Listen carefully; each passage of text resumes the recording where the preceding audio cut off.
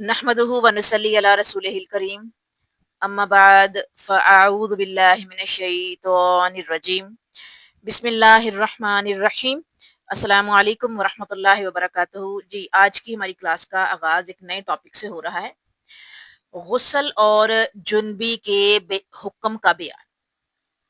गुस्ल और जुनबी, इस टॉपिक के हवाले से सबसे पहले जो हदीस आपके सामने मैं रखती हूँ, ये सही मुस्लिम की रिवायत है और इसकी असल जो है वो बुखारी शरीफ में है। ठीक है। हजरत अबू सईद खुदरी रजी अल्लाह ताला अन्हु से रिवायत है कि रसूलुल्लाह सल्लल्लाहु अलैहि वसल्लम ने फरमाया, पानी यानी गुस्ल का वजूब, पानी यानी जो मनी के खरूज से है, यानी गुस्ल का जो वाजिब होना है वो मनी के खारिज होने से है।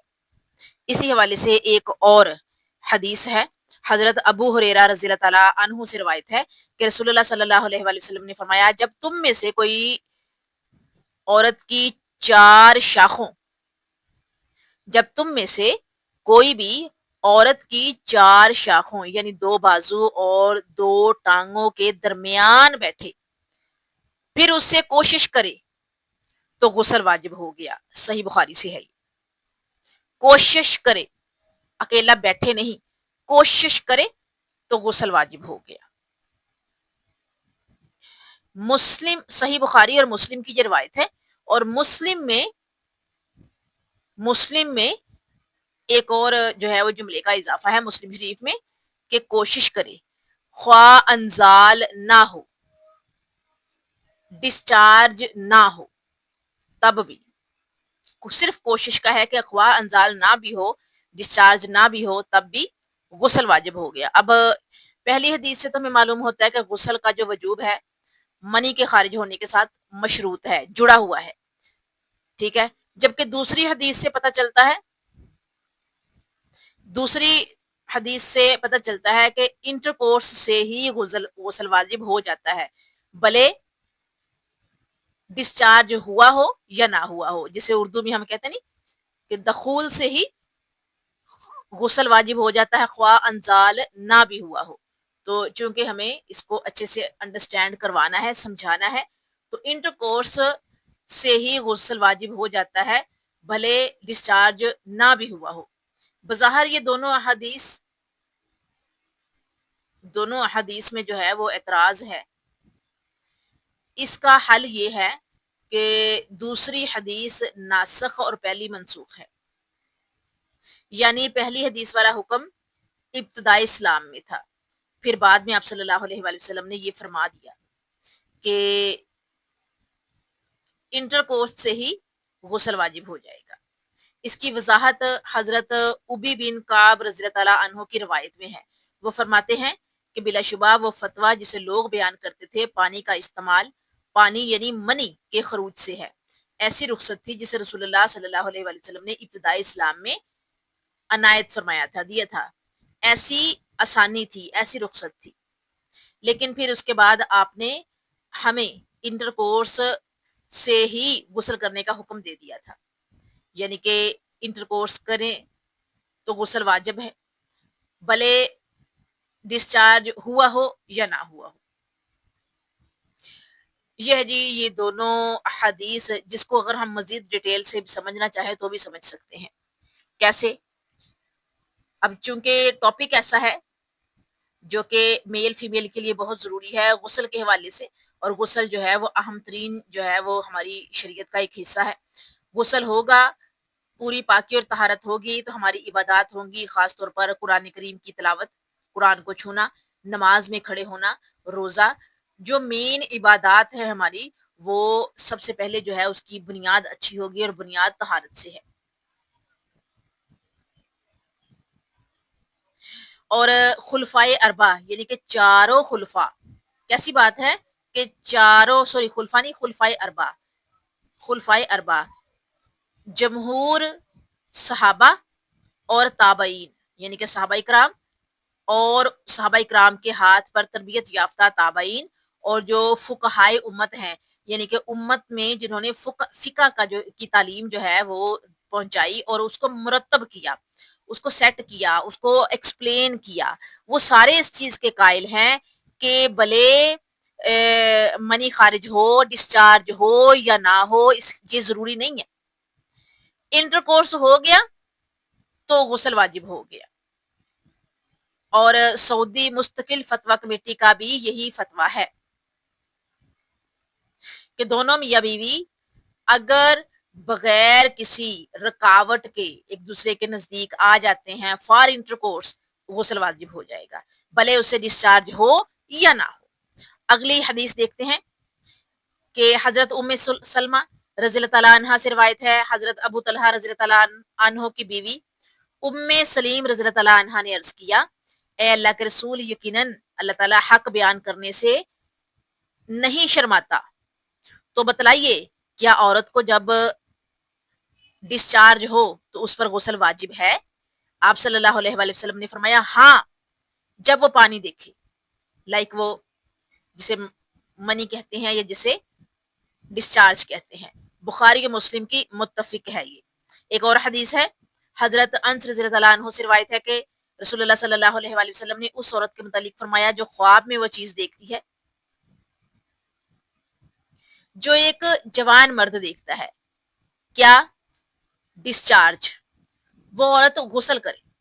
بخاری مسلم میں ان الفاظ کا اضافہ ہے کہ ام سلمہ رضی اللہ عنہ نے آپ صلی اللہ علیہ وآلہ وسلم کے جو جواب کے بعد، جو جواب آپ صلی اللہ علیہ وسلم نے دیا، جواب کے بعد دریافت کیا کہ کیا عورت کو بھی اس طرح ہوتا ہے؟ آپ صلی اللہ علیہ وآلہ وسلم نے فرمایا ہاں، اگر ایسا نہ ہوتا ہو تو بچے کی ماں کے ساتھ مشابہت کہاں سے ہوتی ہے؟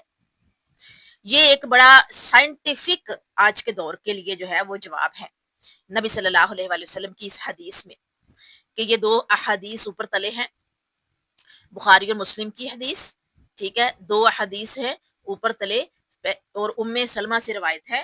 ابو طلحہ کی بیوی ام سلیم نے کوسچن پوچھا ہے، اور سب سے پہلے کیا ہمیں پتہ چلتا ہے اس میں کہ اللہ جو ہے وہ حق بات بتانے سے نہیں شرماتا۔ ان احادیث سے معلوم ہوتا ہے کہ مردوں کی طرح عورتوں کو بھی ڈسچارج ہوتا ہے جسے ہم احتلام کہتے ہیں، اور اس کے باعث ان پر بھی غسل فرض ہوتا ہے، لیکن غسل کے واجب ہونے کی شرط یہ ہے کہ مرد یا عورت طری محسوس کرے، جیسے کہ پہلے حدیث میں ہے، اور اگر وہ طری یا اس کے اثرات نہ پائے تو پھر غسل واجب نہیں۔ مزید اس مسئلے کی وضاحت حضرت عائشہ رضی اللہ تعالیٰ عنہا سے مروی اس حدیث سے ہوتی ہے جس میں ذکر ہے، مذکور ہے کہ رسول اللہ صلی اللہ علیہ وآلہ وسلم سے ایسے شخص کے متعلق سوال کیا گیا جو طری تو دیکھتا ہے لیکن اسے احتلام یاد نہیں ہے، کہ ڈسچارج ہوا ہے یاد نہیں ہے، تو آپ صلی اللہ علیہ وآلہ وسلم نے فرمایا وہ غسل کرے۔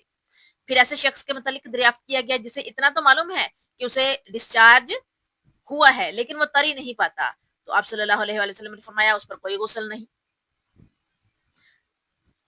ٹھیک، تو امام ابن منظر رحمہ اللہ نے اس بات پر اجماع نقل کیا ہے کہ جب طری دیکھے تب ہی اس پر غسل واجب ہوتا ہے۔ شیخ ابن جبرین نے یہ فتویٰ دیا ہے کہ ایسے شخص پر غسل لازم نہیں ہوتا جسے ڈسچارج تو ہو لیکن وہ طری نہ پائے۔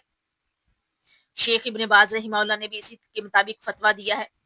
اس کے علاوہ جو ماں کے ساتھ مشابہت کی بات رسول اللہ صلی اللہ علیہ وآلہ وسلم نے فرمائی ہے نا، اس کی وضاحت یہ ہے کہ بعض اوقات بچہ باپ کے مشابہ ہوتا ہے، باپ کی شکل کا ہوتا ہے، یعنی کہ اس کی جو شباہت ہے وہ باپ سے ملتی ہے، اور بعض اوقات ماں کے، تو دونوں میں سے جس کا جو پانی ہے، جس کا جو ڈسچارج ہے وہ غالب آ جاتا ہے، بچہ اسی کے مشابہ ہوتا ہے۔ یعنی کہ اگر ماں کا جو ہے وہ غالب آ گیا، طری یا ڈسچارج یا پانی یا منی ایک ہی لفظ ہے، تو جو آنے والا بچہ ہے اگر اس دوران اللہ پاک نے پریگننسی جو ہے وہ ڈکلیئر کر دی ہے کہ یہ جو ان کا میاں بیوی کا اکٹھے ہونا ہے یہ پریگننسی کی شکل میں سامنے آئے گا، تو اس بچے کی شباہت جو ہے وہ ماں سے ہوگی۔ لیکن اگر باپ کا جو ہے وہ ڈسچارج غالب آ گیا ہے ماں پر، تو پھر بچے کی جو شکل ہے وہ ماں پہ ہوگی۔ اور اگر ماں کو یا بیوی کو یا فیمیل کو، عورت کو ڈسچارج ہی نہ ہوتا ہو تو پھر بچہ اس کے ماں کے مشابہ کیسے ہو جاتا ہے؟ इसी तरह से एक और हदीस है, हज़रत आयशा रज़ी अल्लाह तआला अन्हा से रिवायत है कि रसूलुल्लाह सल्लल्लाहु अलैहि वसल्लम 4 चीज़ों की वजह से गुस्ल फरमाया करते थे। नंबर 1 जनाबत की वजह से, नंबर 2 जुमा के रोज़, नंबर 3 पचने लगवाने की वजह से, हिजामा कहते हैं ना, आजकल हमने बड़ा वो नाम बड़ा जो है वो दिया हुआ उसको हिजामा। और फोर्थली मैयत को गुस्ल देने की वजह से। इसे अबू दाऊद ने रवायत किया है और इब्ने खजीमा ने इसे सही कहा है। गुस्ल जनाबत मर्द और दोनों पर फर्ज होता है। इसका बयान हम अभी देख चुके हैं। जुमा के रोज गुस्ल करने का के मुतालिक जो है वो हम आइंदा आने वाली जो आगे आपके सामने हदीसें लेके आएंगे, हम उसमें डिस्कस करेंगे। पचने लगवाने से गुस्ल ना तो फर्ज होता है ना ही मुस्तहिब। ठीक है, पचने लगवाने से, हिजामा करवाने से गुस्ल ना तो फर्ज होता है ना ही मुस्तहिब, क्योंकि फर्जियत की कोई दलील नहीं।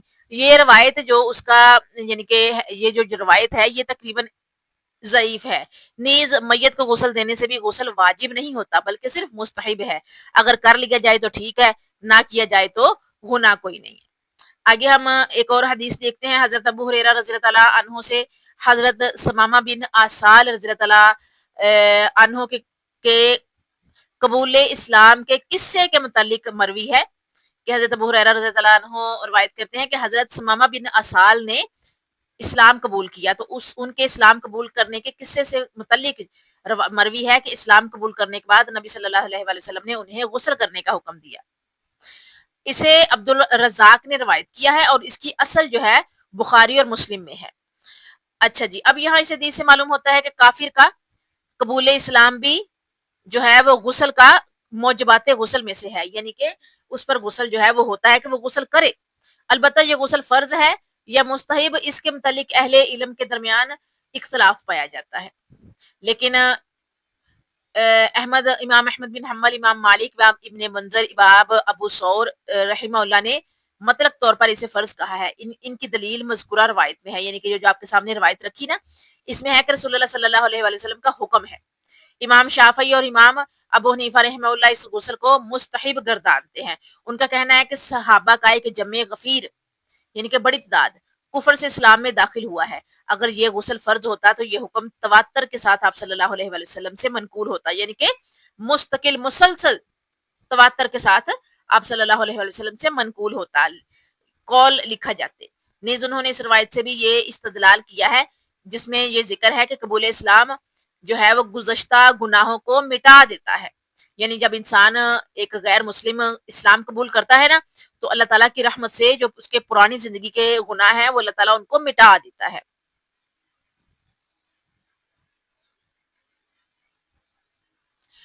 अच्छा जी, तो अब यहाँ पर जो है वो मुख्तलिफ हमने जो आइमा है उनकी राय भी देखी कि जो है वो काफी तादाद आइमा की वो कहती है कि जी नबी सल्लल्लाहु अलैहि वसल्लम के मुताबिक ये फर्ज है, जबकि कुछ जो आइमा है वो कहते हैं जी मुस्तहिब है, ये फर्ज नहीं है। लेकिन क्या है कि नबी सल्लल्लाहु अलैहि वसल्लम ने करने का हुक्म दिया था, कि गुस्ल करने का हुक्म दिया था, तो गुस्ल होना चाहिए। आगे हम एक और हदीस देखते हैं। हज़रत अबू सईद खुदरी रज़ी अल्लाह तआला अन्हु से रिवायत है कि रसूलुल्लाह सल्लल्लाहु अलैहि वसल्लम ने फरमाया, जुमा के दिन का गुस्ल हर बालिग पर वाजिब है। इसे बुखारी, मुस्लिम, अहमद, अबू दाऊद, तिरमिजी, निसाई और इब्ने माजा ने रवायत किया है। और ये देख ले कि ये सभी बुक्स में, सभी अहादीस की किताबों में इसके मुतालिक है कि जुमा का गुस्ल जो है वह हर बालिग पर वाजिब है। इसी तरह से एक और हदीस है इसी हवाले से, हजरत समरा बिन जुंदब रज़ी अल्लाह अन्हु से रिवायत है कि रसूलुल्लाह सल्लल्लाहु अलैहि वसल्लम ने फरमाया, जिसने जुमा के रोज गुस्ल किया तो उसने अच्छा किया, और जिसने गुस्ल किया तो गुस्ल अफजल है। इसे अहमद, अबू दाऊद, तिरमिजी, निसाई, इब्ने माजा ने रवायत किया है और तिरमिजी ने इसे हसन कहा है। ठीक है, अब ये जो हदीस आपके सामने रखी, पहली रवायत है, उससे मालूम होता है कि हर बालिग पर गुस्ल जो है वो जुमा के दिन वाजिब है, जबकि दूसरी हदीस से मालूम होता है ये गुस्ल जो है महज अफसल है, वाजिब नहीं है। यानी कि अगर गुस्ल होगा तो वो अफसल होगा। ठीक है, गुस्ल जुमा की जो मशरूयत है, यानी कि उसका जो है किसी का शर्त मशरूत करना, मशरूयत पर तो तमाम अहले इल्म का इत्तफाक है। अलबत्ता इख्तलाफ इसके हुक्म में है कि ये वाजिब है या मुस्तहिब। जिन हजरात ने बरोज़े जुमा यानी कि जुमा के दिन غسل کو واجب قرار دیا انہوں نے. ایک تو یہ جو آپ کے سامنے حدیث رکھی پہلی روایت سے انہوں نے اس کا استدلال لیا ہے، یعنی کہ اس کی جو ہے وہ سند لی ہے، اور دوسری اس روایت سے کہ جس میں ہے کہ کہ حضرت عثمان رضی اللہ تعالیٰ عنہ صرف وضو کر کے کچھ تاخیر سے جمعہ میں حاضر ہوئے تو حضرت عمر رضی اللہ تعالیٰ عنہ نے دوران خطبہ انہیں ڈانٹا اور کہا رسول اللہ صلی اللہ علیہ وآلہ وسلم تو جمعہ کے دن غسل کا حکم دیا کرتے تھے. نیز حضرت عمر بن سلیم انصاری رضی اللہ تعالیٰ عنہ کا بیان ہے کہ میں گواہی دیتا ہوں کہ جمعہ کا غسل واجب ہے.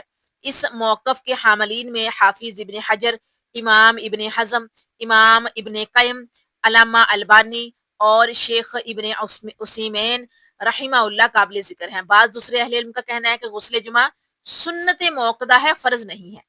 ان کا کہنا ہے کہ بروز جمعہ غسل فرض کرنے کا ایک خاص سبب تھا، اور وہ یہ کہ صحابہ تنگی حالات کے باعث موسم گرما میں بھی اونی لباس پہنے ہوتے تھے، جس وجہ سے مسجد میں ان کے پسینے کی بدبو پھیل جاتی تھی. تو آپ صلی اللہ علیہ وآلہ وسلم نے انہیں فرمایا اگر تم اس دن غسل کر لیا کرو تو بہتر ہے. معلوم ہوا کہ غسل جمعہ کی فرضیت ایک خاص سبب کی بنا پر تھی، اور جب وہ سبب زائل ہو گیا تو فرضیت کا حکم بھی ختم ہو گیا. جمہور علماء امام احمد، امام شافعی، امام مالک اور امام ابو حنیفہ رحمہ اللہ اسی کے قائل ہے. ٹھیک ہے، یہ ہو گیا ہمارا جو ہے وہ ان احادیث کے حوالے سے تفصیل. اور اس کے علاوہ اور بھی کافی جو ہے وہ ائمہ نے اس حوالے سے اپنے موقف کو کہا ہے. ٹھیک ہے کہ اپنے حوالے سے انہوں نے اپنے موقف کو جو ہے وہ اپنی رائے کا اظہار کیا ہے.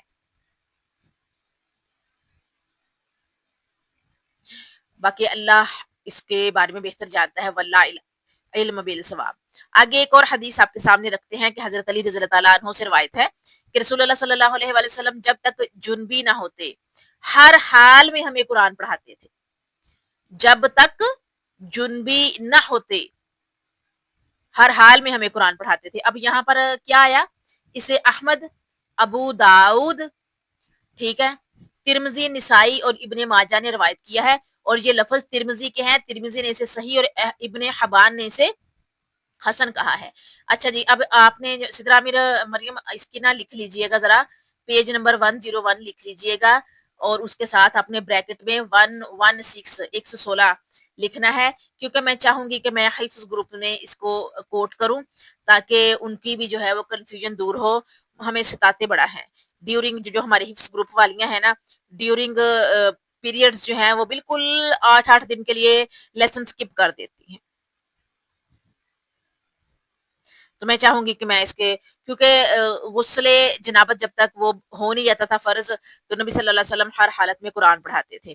اب دیکھیے گا اگر یہ روایت قابل حجت ہو تو اس سے بظاہر یہ معلوم ہوتا ہے کہ حالت جنابت میں قرآن پڑھنا جو ہے وہ مکروہ ہے، کیونکہ اس میں محض آپ صلی اللہ علیہ وآلہ وسلم کے فعل کا بیان ہے، اور آپ صلی اللہ علیہ وآلہ وسلم کے فعل سے حرمت نہیں بلکہ کراہت ہی ثابت ہوتی ہے. امام بخاری رحمہ اللہ نے نقل فرمایا ہے کہ حضرت ابن عباس رضی اللہ تعالیٰ عنہ جنبی کے لیے قرات یعنی قرآن میں کوئی حرج نہیں سمجھتے تھے. جو حضرات جنبی کے لیے قرات قرآن جائز قرار دیتے ہیں ان کی دلیل وہ روایت بھی ہے جس میں آپ صلی اللہ علیہ وآلہ وسلم نے حائضہ ہو جانے پر حضرت عائشہ رضی اللہ تعالیٰ عنہ کو کہا تھا کہ تم بیت اللہ کے طواف کے علاوہ تمام مناسک حج ادا کرو، اور یہ بات معلوم ہے کہ طواف کے علاوہ مناسک حج میں ذکر، تلبیہ اور دعا وغیرہ سب چیزیں شامل ہیں.